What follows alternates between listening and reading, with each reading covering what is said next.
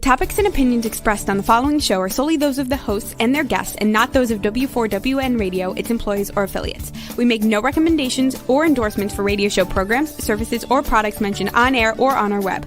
No liability, explicit or implied, shall be extended to W4WN Radio, its employees, or affiliates. Any questions or comments should be directed to those show hosts. Thank you for choosing W4WN Radio. Are you ready to take a journey?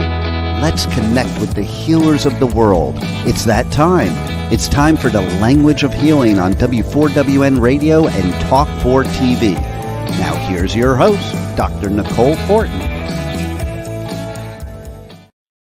Hey, everybody. Welcome to the Language of Healing on W4WN.com, the Women for Women Network, and a few select awesome men, of course, because we make the world go round with our differences and similarities.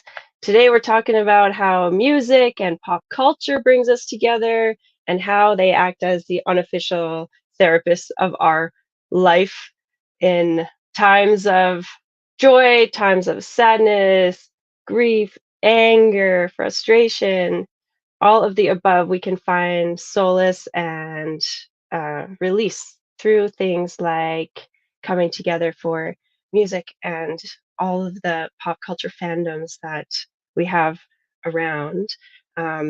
Some of my favorites we'll get into, and we have a very special guest. Actually, today we have two legends in the industry, so I'm very excited to be having this discussion and conversation. So before we get started, I just want everyone listening and tuning in live or on the replay to just take a nice deep breath in and feel grounded in your sit bones and get ready for an adventure and be curious and open to new insights and fresh takes.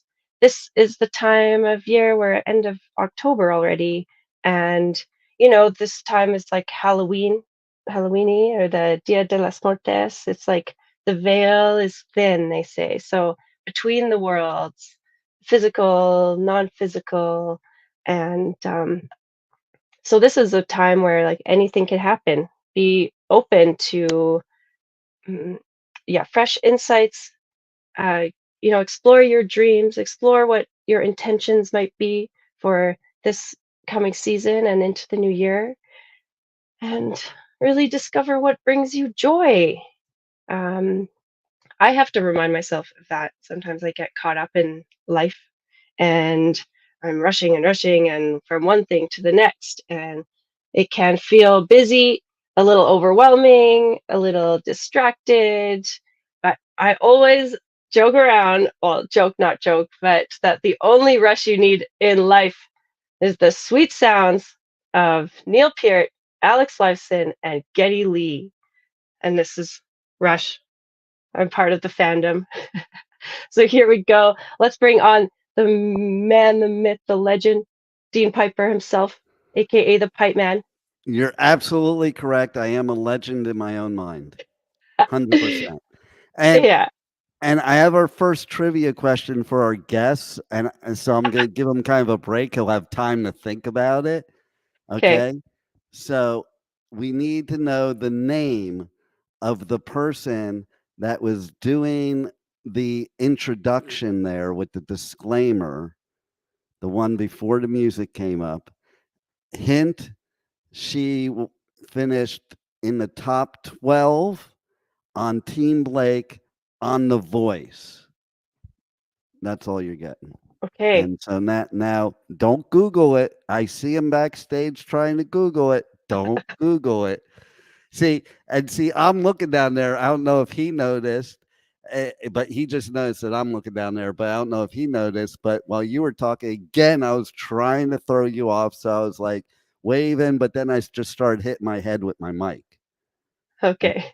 And is that how you wake yourself up? You get yourself psyched up? No, I just wanted to distract you because that's fun. Like you talk about having fun. You told us to have fun. That's my idea of having fun. Throwing you off that, like, so you don't know what to say next because I'm banging my head with a mic backstage. Yeah. You can do your thing. You have your little bubble. I'm going to stick to my bubble. And the bubbles can come together for fun adventure time. And I had a choice I had to make tonight after this show. Yeah. So there's a band you're familiar with that I am going to cover today at one of my favorite venues here near me. Strangely enough, I'm going to do a show near me that I can drive to in 10 minutes instead of fly across the world for. But it's at Respectable Street in West Palm Beach, and Silly Goose is playing there. Nice. And for those of you who don't know you got to check this band out. They crashed a Louder Than Life festival playing in the parking lot, and Danny Wimmer found, it was Rockville, and Danny Wimmer was sitting out there, just watch him, didn't bust him, just watched them.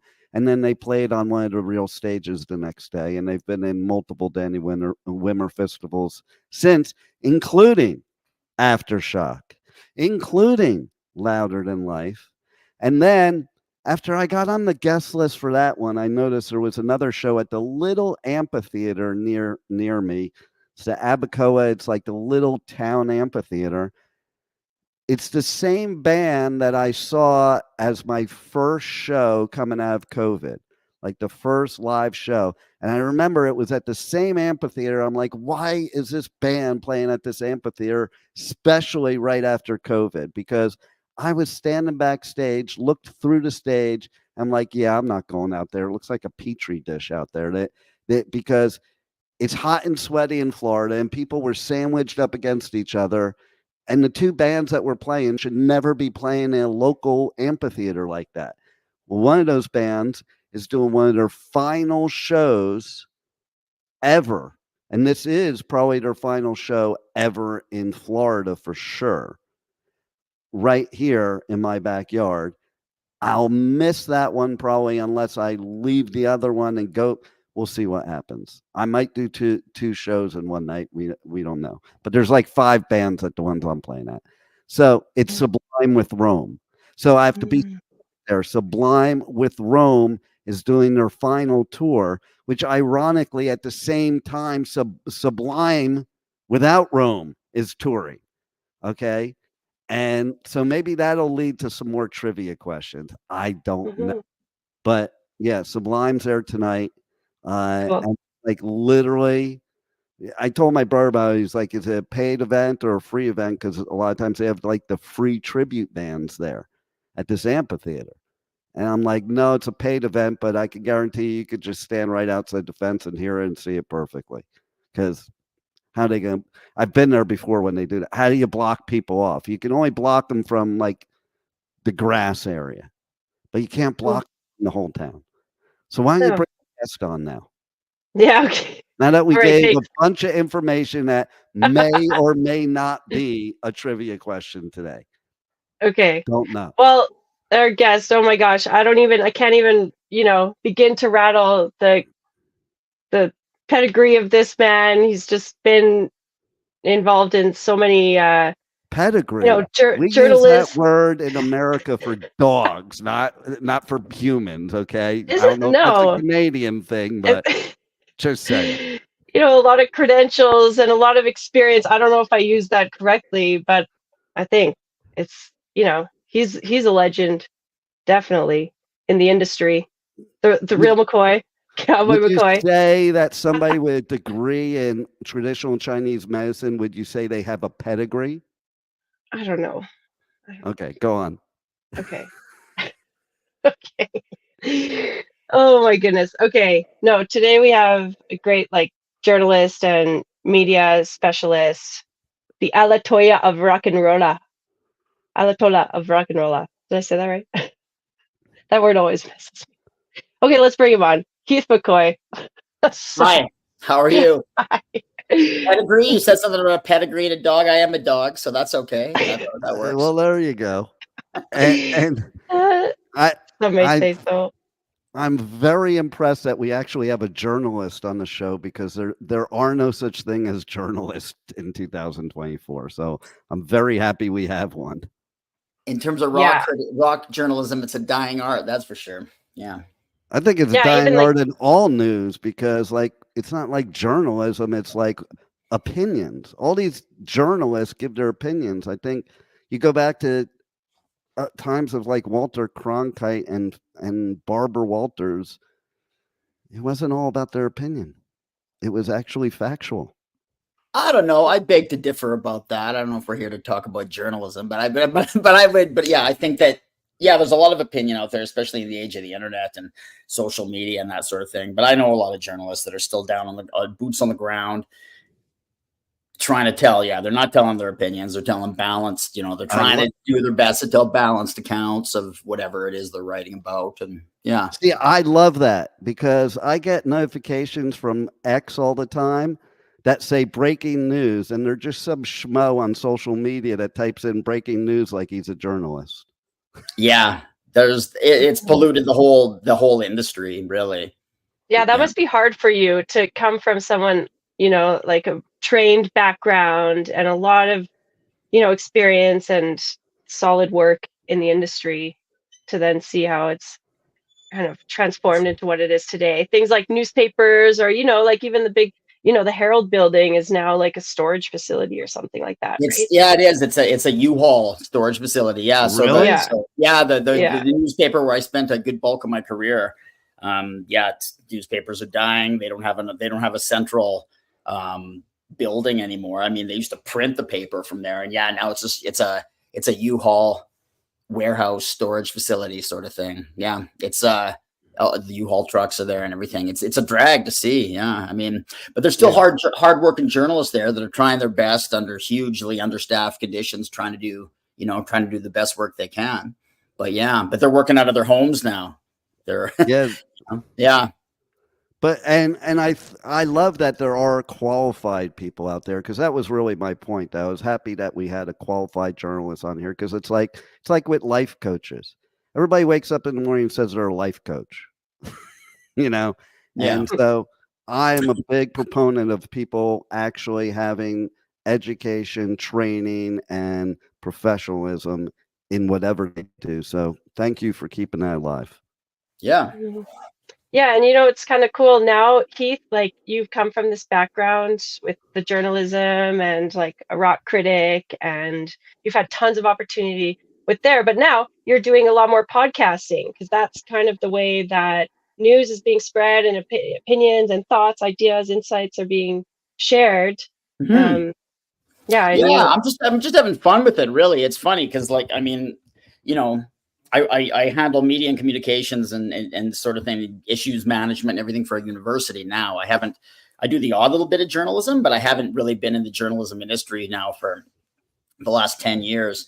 But because of what I did do with it, like I wrote a book on pro wrestling and all the raw criticism I did and everything, I still get people inviting me to do podcasts every once in a while. And it's, whether it be on wrestling or whether it be in rock stuff. And it's really just something I'm having a lot of fun with. There's a podcast called And the Podcast Will Rock. And it's a Van Halen podcast. They dissect the whole catalog of Van Halen, and now they're doing the solo albums and stuff. And they have me on quite a bit.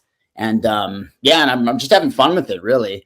Being on shows like this is just fun for me, and kind of I can still kind of get out there and be a mouthpiece a little bit. There's a show in the works right now called Rock Court. It hasn't come out yet. They're still sort of filming it and everything, but it's goofy. But basically, you argue. They take a point, you argue a point in popular music, sort of thing, right? And they have each side sort of. You got lawyers, rock attorneys, I think we're called, and it's so nerdy. You got rock attorneys that argue. I think it's cool. So I don't know. We got rock attorneys that argue either side of the case. We selected a jury, which has got dudes that listen to the podcast, and the podcast will rock. We've got a judge who is the guy who runs that, and the podcast will rock. And the first one we're doing, I mean, they're Van Halen centric, but other ones will go on to other topics. But the first season is who's the better lyricist, David Lee Roth or Sammy Hagar? So I am representing my client, Mr. Roth. And I've been given my I've been stating my case for the last few episodes, which are just being recorded. They haven't been released yet. Then the other guy is the other rock attorney. this misguided fool is going to be representing the Sammy Hagar side of things. Then we're going to do our closing statements and all that stuff. We're going to be sequestered. The jury is going to make their decision, and we'll see who wins this court case. Can I vote? I wish you could vote right now. No, I mean right now. Okay. Right. Vote right now. Right now, I vote for David Lee Roth for many reasons. But it's funny because last night I went out with my brother to this place near here called Guanabanas, and there was a song playing, and he had the gall to ask me whether it was David Lee Roth or Roy Orbison. I'm like, dude, you can't tell the difference. Like, this is definitely David Lee Roth. Roy Orbison does not sound anything like that in that version of Pretty Woman. Okay. So that was funny. But I mean, I grew up on it when like they were playing clubs in LA under the name Rat Salad. But I have a very funny David Lee Roth story for you that you might love. And I happen to think he is probably the best frontman ever in music, and just how he is with everything. It doesn't mean you have to be the best lyricist or the best singer or the best that. It means what you do with the crowd is what I was saying. So I was at the US Festival, 1983. Beautiful. Nice. Yeah. And so of course Van Halen. It was pretty funny. They headlined Heavy Metal Day. They wouldn't even make the cut today in Heavy Metal Day, but they headlined it. So it was funny. I'm sitting there with 300,000 of my closest friends watching Van Halen. And Eddie starts his song, and he's looking over at Dave because Dave's not singing. And all of a sudden, this is what makes him the greatest frontman right here. I know what you're going to say. Yeah. I know. He goes, I fucking forgot the words. And it was epic that he just said it. And then the whole crowd cheered. And then one guy heckled him. One guy out of 300,000 people. And he turned to him and he goes, hey, I'm going to fuck your girlfriend. Isn't this a show about women? I know, right? The 80s. Yeah. Like, he would be canceled probably if he was starting off. He would be canceled for so many things. The cover of Eat 'Em and Smile, he's essentially in blackface. Like, he would be canceled for everything that he did, Like, yeah. I think he said once in an interview, he said, I was sexually inappropriate with an entire generation or something. Like, he still got the lines, Yeah. That's so true too. Yeah. He's one of the greats. In his prime, he was one of the greats. I don't know what the hell's happened to him now, but he was one of the greats for sure. Yeah. And on the going on the either side, like I like Sammy Hagar as Sammy Hagar. I was never really a Sammy Hagar Van Halen fan, not because of Sammy Hagar, just to me, it wasn't Van Halen, even though they sold a lot more albums after, but that's not true. That's a myth. That's a myth. Okay. Let's talk about that. Mm-hmm.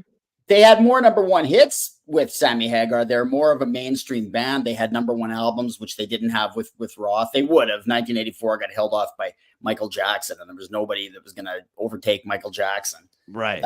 The Thriller album.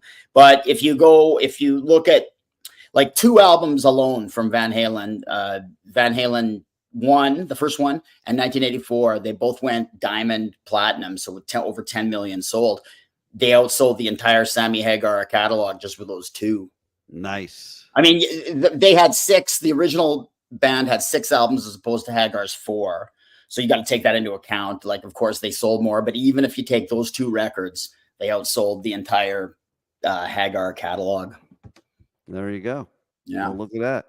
And I did go to that tour where they had both Hagar and David Lee Roth and did 2 sets. That was a trip. Yeah, that would have been a trip. Yeah, who won? Who was better in your mind? It's David Lee Roth. I'm like team David Lee Roth Van Halen all the way. And nice. Sammy Hagar is great at what he does. I just didn't think it was Van Halen. Nice. In my opinion. You know, we're talking here about we're going to be talking about the healing power of music. And that's a perfect example. My relationship with Van Halen is a perfect example of the healing power of music for me. I discovered Van Halen at the age of 13 when Jump came out, when 1984 came out. That was because that took them to the next level. You know, they were sort of, that made them more of a household name. And I was just a kid. I was at that right age when you're just discovering music. And I don't know what was up with me at the age 12, 13, but I was this, the puberty gods were like 3 years off from visiting me yet, and I was just this nerdy comic book kid. I grew up in a fairly rough neighborhood, so I was in constant fear of getting my ass kicked. And I was just, I was kind of like depressed. It's weird to think of a 12, 13-year-old kid, or at least then it was weird to think of a 12, 13-year-old kid being depressed. I think now we understand that happens, right? But I just felt like an outsider. I didn't feel like I fit in. I didn't feel, and I discovered this band. I think on Friday Night Videos, if you remember that, or there was this video hits show that used to come on in Canada after school. One of those two. I discovered it. I used to love Much Music. Oh, did you? I watched that more than MTV or VH1. Cool. Yeah, that's like that. Like, speak of like cultural, like fandom. Like that was a very significant, staple.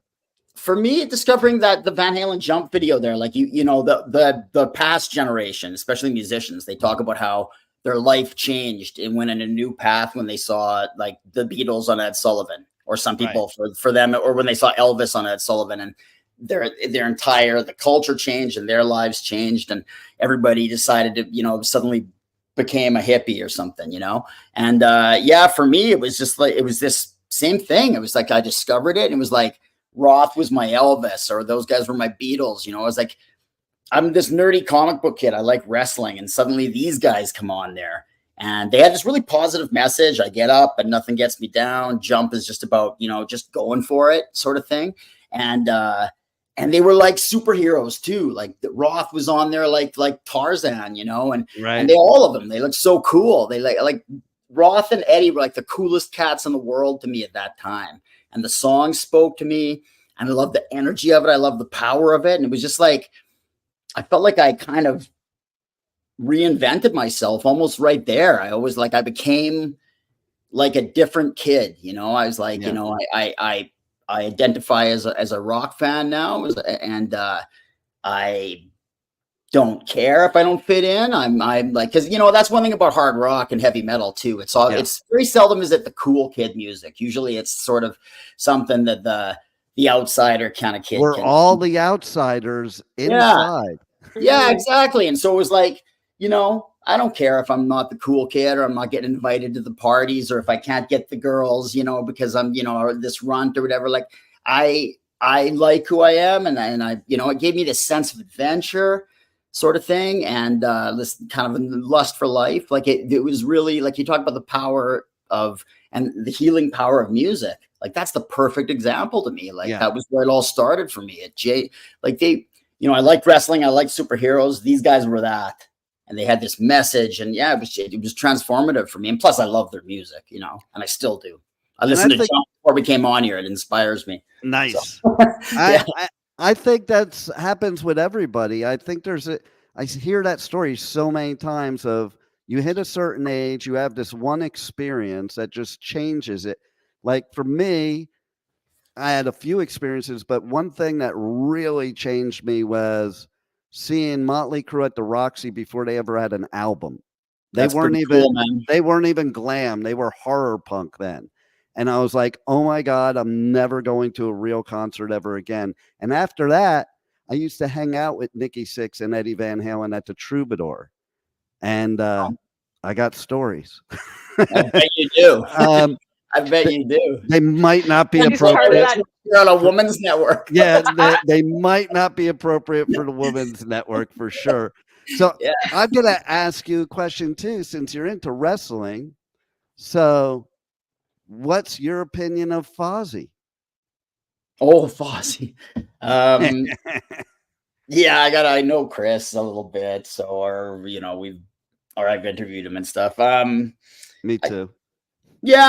I don't mind them. They're fun live. I saw them live. There's something about, I don't love the sound of new rock music. There's exceptions. I love like the stuff Jack White does, White Stripes, and even his solo stuff. I love Queens of the Stone Age. I like Foo Fighters are a great band live. There's stuff that I like modern music, but there's something about hard rock, modern hard rock, a lot of, especially the more mainstreamy type stuff, which I think to a certain degree Fozzie's going for, like that. I don't know, that sort of Nickelback sound. Or I know exactly what you're saying. I think it's even just the way it's produced. Like it sounds so. I'm not a technical studio sort of guy, so I can't even describe why. There's something about it that sounds so samey. I'll tell you what I think it is, because I talk about it all the time. So you go to bands from back in the day, even if they were within the same genre, they used to sound like totally different. Like you take the big four of thrash, you would never figure them to be the same genre because they all sound very different.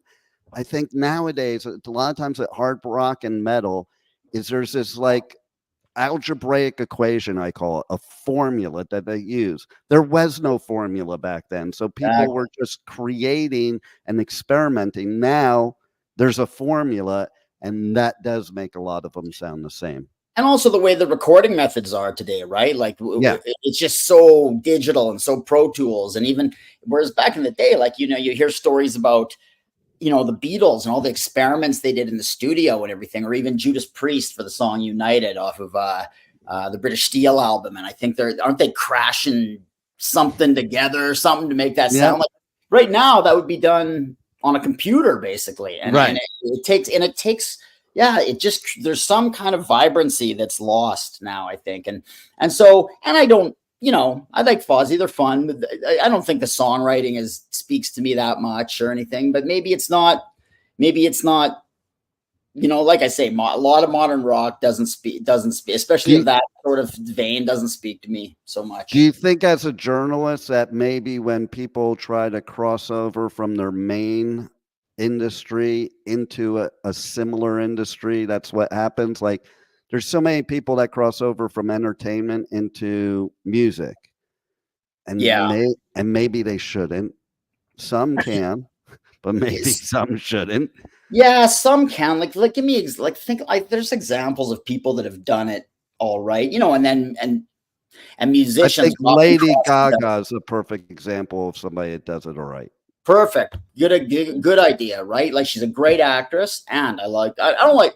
Yeah, there's certain Lady Gaga albums that I really love. I like a lot of her music. So, and she can cross genres. Like one week she's singing with Tony Bennett, next week with Metallica at the Grammys. Like so cool, isn't it? It kind of like reminds me of like a David Bowie or somebody like that. The way she can cross over different genres, and he reinvented himself. He worked as an actress or an actor at times too, right? Like I mean. Yeah, he was just sort of multi-talented like that, multifaceted. A lot of artists aren't, right?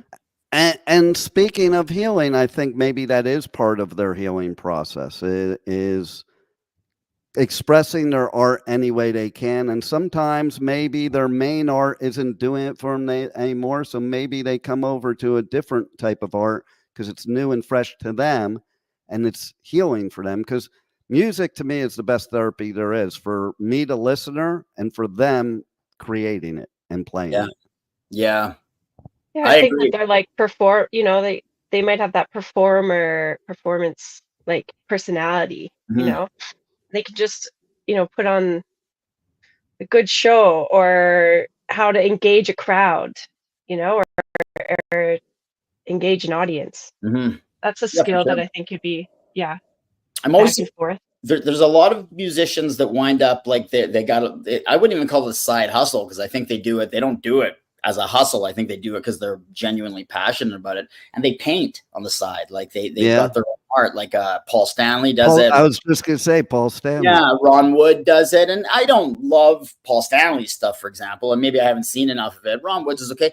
Again, I'm on a Van Halen trip here, but David Lee Roth, I don't know if you have checked out some of the stuff he does. It's fantastic. Like he's got a weird mind, and it comes out in his painting, and it's It's great stuff. I mean, yeah. So that is the key. What you just said there, a weird mind that comes out on the canvas.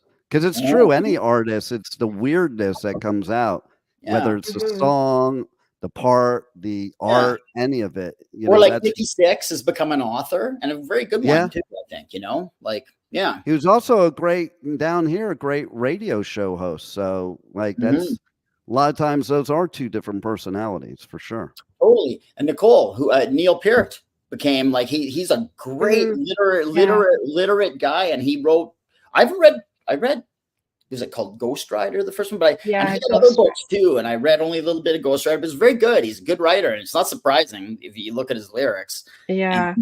And he but he wrote a number of books, I think. You know, I think he's got like 6 or 7, you know. And then there's the whole like comic, you know, steampunk comic, The Clockwork Angels. Oh, right. Stuff that they did later. And that was a cool album, you know, on the Rush discography, because it's like the only one that's a story from beginning to end. You know, like I think as a creative person, it's good to evolve and grow and challenge yourself in different ways, you know. But I think that like a story from beginning to end. I was going to say, well, 2112, but no, that's actually only one side. That's the story on 2112. Yeah, like maybe 2112 as a song in itself is a story, but the album is like, but Passage to Bangkok has nothing to do with that story, right? So. I don't know. Or what is it, like Moving Pictures? Actually, some of it was, that's a really cool story. I was in Salem, Massachusetts, random adventure. That town kind of creeped me out a little bit. I was like, you think? I've been listening to a podcast about the Salem witch trials. I bet you there's some creepy vibes there. Yeah, I must have some like old, you know, burned at the stake past lives, because as soon as I land, we took this train from Boston, and then you arrive, and it's like Salem is on this hill, so you get off the train station, you have to climb this huge hill, so you don't even know what you're stepping into. You're just like, okay, I'm transported here. And then, you know, I was there for 2 hours, and it felt like an eternity to me. I couldn't wait to get out. But my friend and I went to this like old record shop, and you know, we're just like cruising around, and I found Moving Pictures, and I was like, oh, cool. Like, of course, anything Rush. Well, you know the story of my whole Rush discography got stolen from my car. That's the first thing that came to my mind when you said that. Yeah. Yeah, Rush and Metallica, like all those albums were just gone. I was so upset, because that was like CDs. I didn't have MP3s. I was very like, you know, I was late to that game in general. Like I rocked the CDs like as long as I could, but. Anyway, so in this attempt to regather all these albums again, I found that, and then listening to it, you know, there's like Witch Hunt and some other songs on there, and I was like, oh, I think they must have written this album like in this area, you know, like there's a lot of I can't even remember the other names of the songs on that one, but anyway, Camera Eyes, Camera Eye, yeah, right, that's sort of a rebellion, I think. I don't know, but they're genius lyrics. If we were in the Salem witch days, we would all three of us be in trouble. I feel that. I think that, especially Nicole, because being a woman, I think, but actually in Iceland, for all the people burned as witches were 90% guys. So I mean, it was men got burned as were attacked as witches too, and I feel like all three of us have enough weird person energy here that we'd be in trouble. The misfits of society, just get rid of them. I call it the land of misfit toys. Yeah, exactly. Yeah, right. I totally relate to that. Do you want a trivia question now? Well, your trivia question you mentioned earlier, that's anything. Yeah, I didn't hear I didn't hear the song. Like, what was I supposed to be listening to? Oh, it wasn't a song. She was just talking. So I knew you wouldn't get it. I knew you wouldn't. So we'll just trash that one. Okay. I got a better one. It's a two-part question, right? Okay. So you were talking about things that happen, you know, in old time music that maybe wouldn't happen today because it's so produced. Can you tell me how the scream happened in Achilles' Last Stand? No, I cannot. So that was right after the car accident. And he was actually recording it sitting down. Read this. Yes. And he stood up, and that was a real scream of pain. It was real. Yeah. Yeah, I had heard that. That's crazy. Now, the second part is a trivia question for Nicole. Okay. So the drummer of that band that did that song, who was my God? Where do you know his grandson from? Oh, you mean Aftershock? Yeah. Yeah. Yeah. So I don't know if you know this, but his grandson's a musician too. John Bonham's grandson. We just interviewed him at Aftershock, Yager Henry. I only just learned that, but no, earlier from Nicole. But yeah, that's cool. That's really cool. He's actually Jagger, but I'm American, so I'm calling him Yager because everybody's into Yager down here. Yeah, Jagger. His name is Jagger Bonham. It's Jagger Henry Bonham. But that's a cool name. But he goes by Jagger Henry. He goes by Jagger Henry, which is cool because it's like I knew right off the bat he was just trying to strike out on his own, not with his dad or his granddad's name. And that's awesome. And I have mad respect for that because, and like when I interview people like that, like I don't even really bring up, you know, he brought up a couple times, but I didn't bring it up at all because he's trying to make his own name. But I did have a trivia question for him. Oh, yeah. Oh, yeah. I remember. You remember what it was, Nicole? Yeah. Was it like the categories of like, what if you were to look up the genre of if you were to Led Zeppelin? If you were to Google Led Zeppelin, what genre does Google think Led Zeppelin is?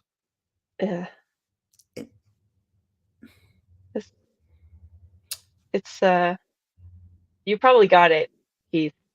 Well, no, not really, because I think if you did it back in the day before there was Google, I think it would come up as like hard rock or heavy metal but the heavy metal. Is it still? Does it still? It's listen, if you Google it, it says heavy metal, which is interesting. The reason I did Google it is because I had an interview with Carmine Apiece. Oh man, I love that man. Yeah, anyway, yeah. Well, it made it all over the news. Like the next morning, I woke up to all these notifications because he said during my interview that he did not think Black Sabbath was heavy metal. And we talked about other bands like Zeppelin. And so I started Googling them all. But he basically, that's what made it make the news.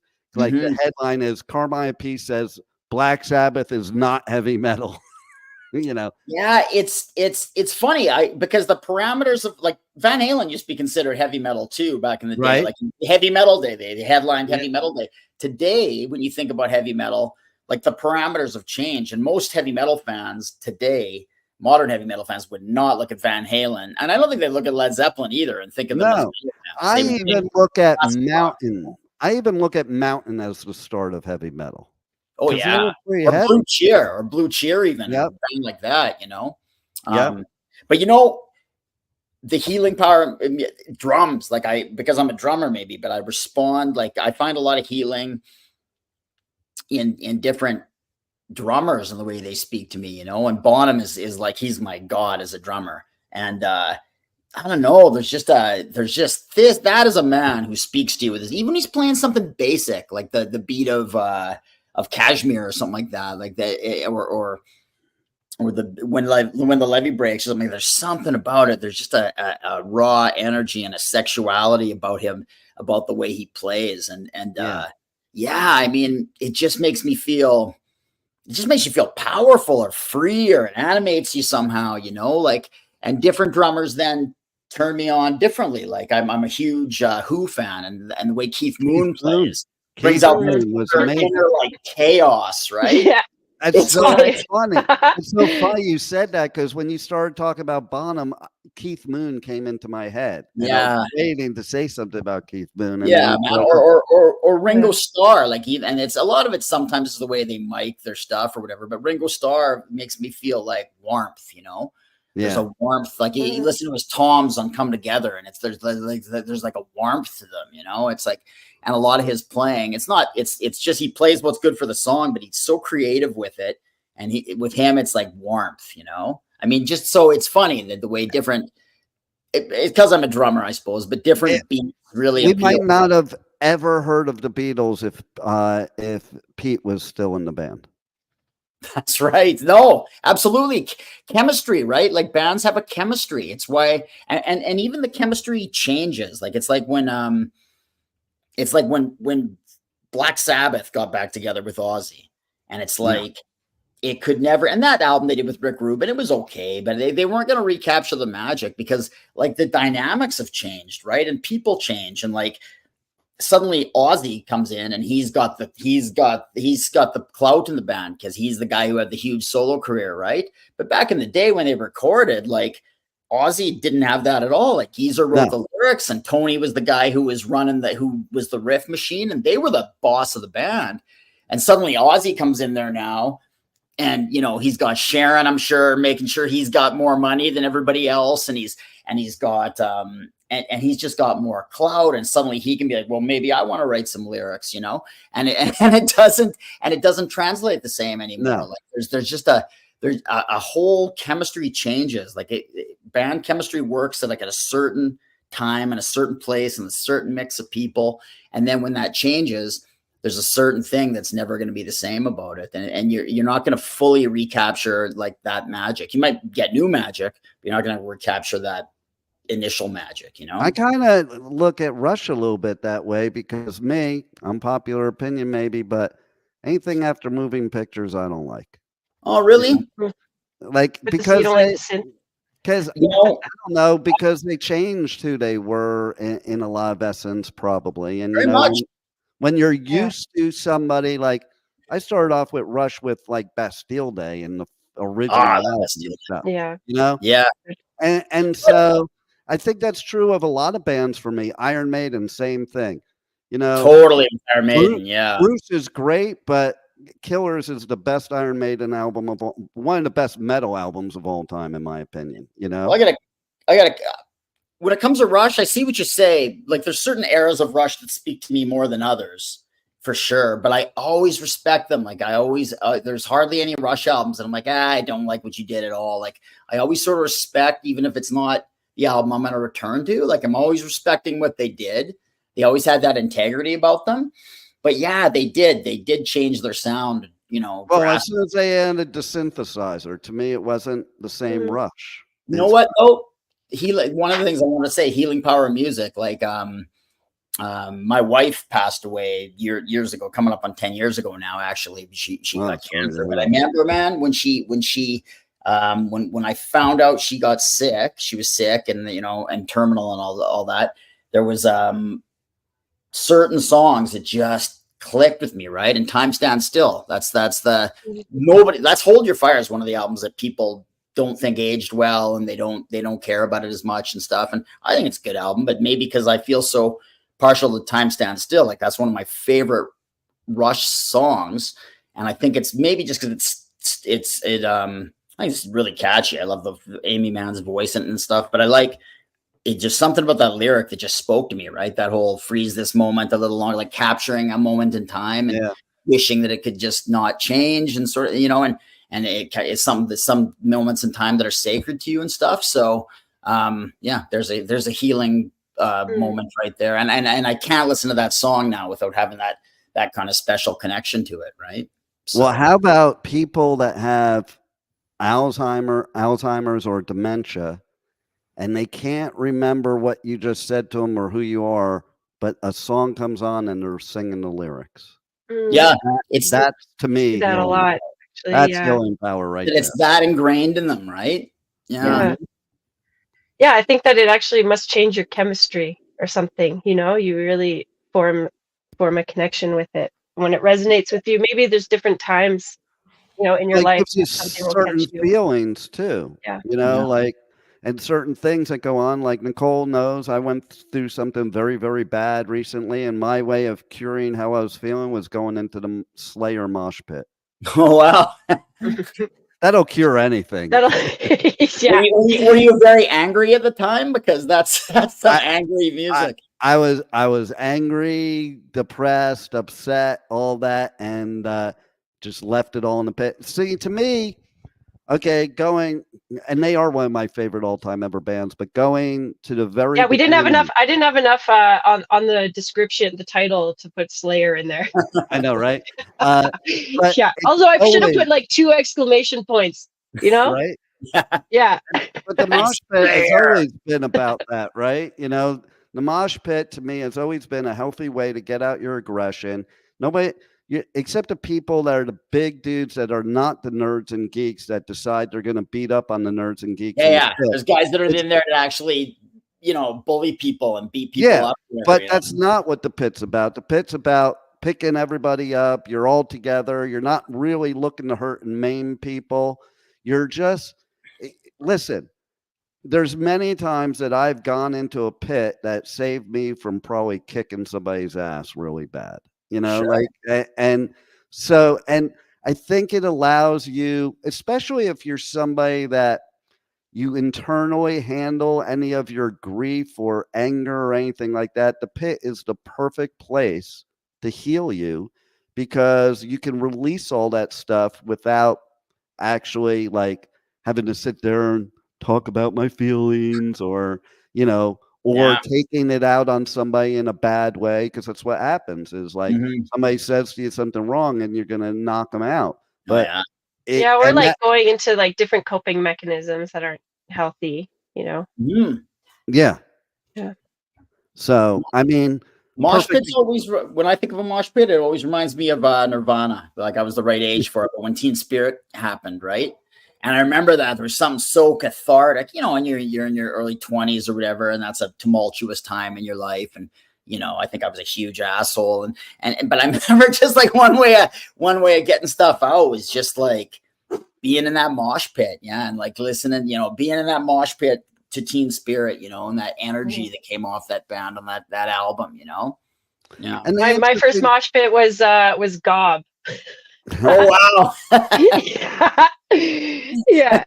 It was some good old Canadian. Well, it definitely is interesting that you go into that mosh pit and you don't feel more anger or more depression. You feel more excitement and more adrenaline and more fun and feeling good and euphoria. It's better than any drug anybody could ever take, in my opinion. I agree. Like being at a live, like that was a really hard thing about COVID when all that shut down, because like live music and shows is such an outlet for me. I study hard, I work hard. Yeah, like for everybody, right? But like, yeah, it was such a significant piece that was missed. But I feel like I don't need any extra substance. Like when I'm there, I'm like just totally euphoric and and that's why I think people got so angry and assholes to each other and attacking, because he had 2 years of no live music. There was nothing. Yeah. I don't care what genre you're into,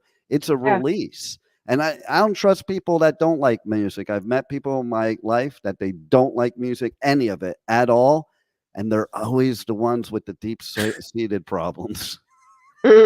Yeah, I don't like to generalize, and but I mean, yeah, and there's people that just, for them, music is just wallpaper, right? Like they like music, kind of, they vaguely like it, but they just like it in the background. They can never tell you who's playing or anything about it. But there are people that just, somebody that doesn't like music, that's hard to relate to, hey? Like, really? Not to like any music, like not one song ever hits Nothing you. speaks to you. Like you're a sociopath then. You have no soul. Yeah. Do you ever have music that when you first hear it, you don't like it? Like something about it doesn't Back in Black. It doesn't work. Yeah. Back in Black.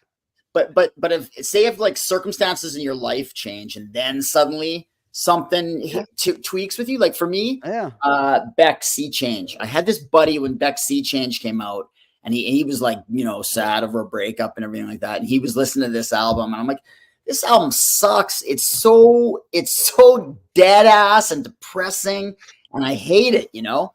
And then I remember when I was going through some stuff in my life, like 10 years down the road, I remember one night I kind of thought, yeah, my buddy liked this album and I'm just going to stick it on and you know, and drink some scotch and just be alone with my thoughts a little bit. And I'm like, holy shit, this album hits me completely different now. It's like, and I've got such respect and love for that album now, although I don't return to it because I still have those, it still brings up those raw feelings, right? But I went from hating the album and thinking it was just this awful album to like really like appreciating it now, you know? Yeah, sometimes things are so progressive that you have to come around. It's like it's too much in the future, you know? Yeah, maybe it can be. And how about those bands that you don't like until you see them live and the feeling they give you live? There's a lot of bands like that. Tragically Hip for me. Oh yeah? Yeah. For me, and this is embarrassing to admit, probably. But like Coldplay, everybody liked Coldplay. That's a guilty pleasure. I'm like, they were on Saturday Night Live. These guys are such geeks. I thought they're just terrible. I remember the singer Chris Martin. He went on. I don't know. I remember he did an interview on their first album, and he was still a virgin. He's like in his early 20s, and he's still a virgin, and that's fine. There's nothing wrong with still being a virgin. But I just thought that so speaks to your music, because your music is so sexless and you know, it's just there's no passion or lust to it or anything. And then I saw them live, and they're actually a really good live band. Like they really bring something, this communal thing out when you see them live. And I still don't love Coldplay. I'm not going on the record as being a Coldplay fan here, but I did have a new appreciation for Coldplay after seeing them live. Like, did you see them on Saturday Night Live recently? Because they had two super hot women that made them sexy. Yeah. It's hard to make Coldplay sexy. Even live, they weren't sexy. But they did like have this kind of powerful thing that they really galvanized the crowd in a cool way, you know. And they had a lot of energy live. Yeah. So Nicole, we're like even past time. So I know. What time do you guys usually go until? Yeah, we got 50 minutes. But that's okay. I own the network. I can make an exception here. Yeah. Well, okay, Heath, I have one. This was like an interesting thing. When we were at Aftershock, I went down with some friends from Calgary, and one guy, he wore a Bret the Hitman Hart shirt, and it was like had like the Hitman logo, but like Bret the Hitman Hart. And he said that he got the most comments on that shirt, because people love, like, they may or may not know Stampede Wrestling or the Hart, like, but I mean, it's iconic. And people know the Hart. He's the most famous Calgarian of all time. Yeah, for sure. Like around the world, people hear Calgary, they're like, oh, Bret the Hitman Hart. Yeah. Okay, so you're such an expert on that realm. We do have to wrap up, unfortunately. I knew this time would go by so fast. Maybe we'll have to have you back just to talk about Stampede Wrestling and your, more adventures. Right now, he needs to give out all his like socials or whatever he wants to contacts. Do you want people to reach out to you? Yeah. Sure. Yeah. Do you want them to know who you are? Where can we find you? Let's follow all your adventures. Well, on Twitter, X or whatever, and I like to go there less now because it's become so gross since you know who took it over. But I'm at Van Heathen on Twitter, and the podcast will rock. I'm not on every episode or whatever, but you can find my episodes on the podcast will rock. Buy my book, Pain and Passion: The History of Stampede Wrestling.